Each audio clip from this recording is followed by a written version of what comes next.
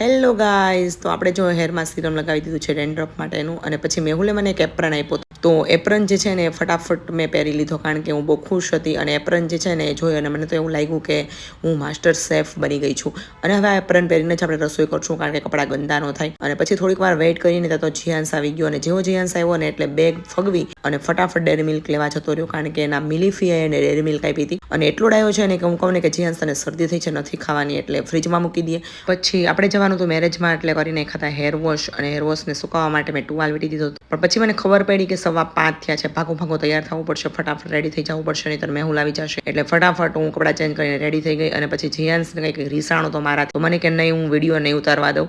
પણ પછી કંઈ નહીં, માની ગયો. અને પછી મેહુલ આવ્યા એટલે અમે લોકો નીકળી ગયા મેરેજમાં જવા માટે.